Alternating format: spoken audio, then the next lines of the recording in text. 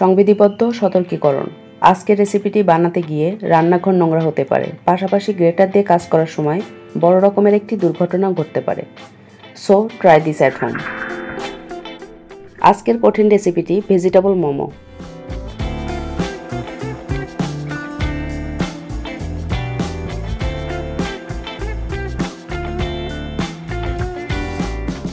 প্রথমে একটি মিক্সিং বলে 2 কাপ আটা নিচ্ছি। আপনারা চাইলে এখানে আটার পরিবর্তে ময়দা ইউজ করতে পারেন।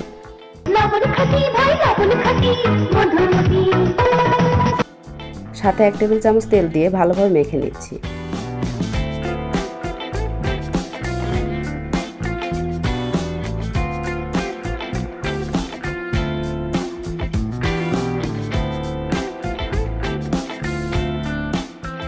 মাখানো হয়ে গেলে অল্প অল্প পানি দিয়ে আটা নরম করে নিন।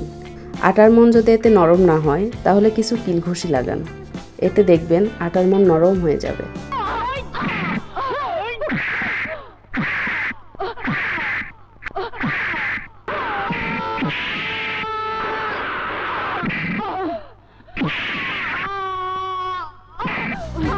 এত কিলঘুষি দেওয়ার পর হালকা তেল মালিশ করে দিন, এতে দেখবেন আটার চেহারায় খুশির চমক দিবে। তেল মালিশ করা অবস্থায় 30 মিনিট রেখে দিন। অর্ধেক বাঁধাকপি নিয়ে গ্রেটারের সাহায্যে গ্রেট করে নিচ্ছি। যাদের গ্রেটার নেই তারা বটি অথবা চাকুর সাহায্যে মিহি করে কুচি করে নেবেন।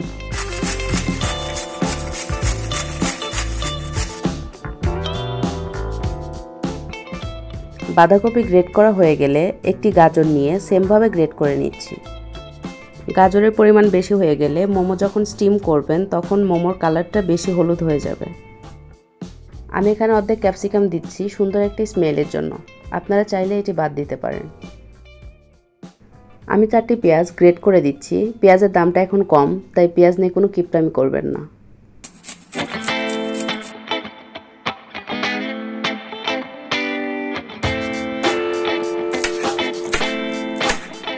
আমি 4টি কাঁচামরিচ ও সামান্য আদা কুচি করে দিচ্ছি।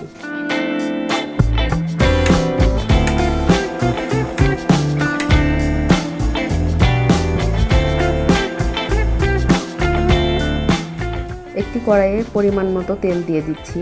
তেল গরম হয়ে গেলে এর মধ্যে আদা কুচি দিয়ে ভালোভাবে ভেজে নিচ্ছি। আদা কুচি দিয়ে ভালোভাবে ভেজে সাথে দিয়ে দিচ্ছি কাঁচামরিচ কুচি। কাঁচামরিচ কুচি দেওয়া হয়ে গেলে ভালোভাবে ভেজে নিচ্ছি। এবার দিয়ে দিচ্ছি পেঁয়াজ কুচি।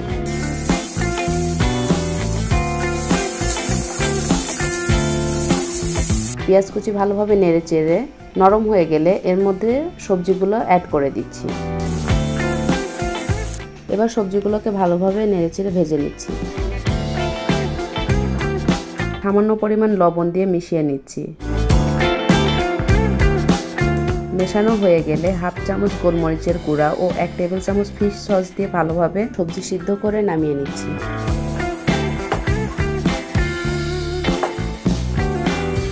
মেখে রাখা আটা থেকে অল্প অল্প আটা দিয়ে ছোট ছোট বল তৈরি করে নিচ্ছি, যেন রুটির সাইজটা ছোট হয়।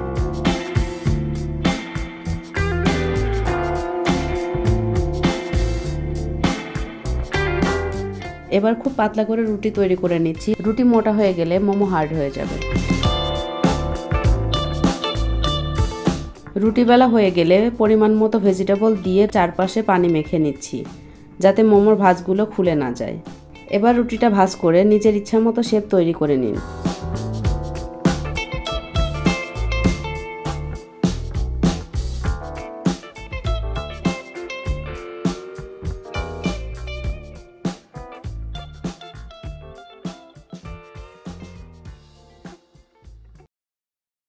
এবার স্টিম করার জন্য একটি পাত্রে অল্প পরিমাণে পানি দিয়ে ফুটিয়ে নিন।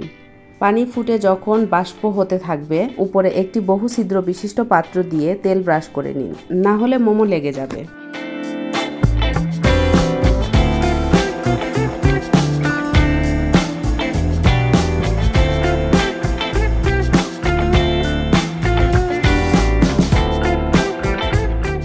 তেল ব্রাশ করা হয়ে গেলে মোমোগুলো দিয়ে ঢাকনা ভালোভাবে আটকিয়ে দিন, যেন বাষ্প বের না হয়।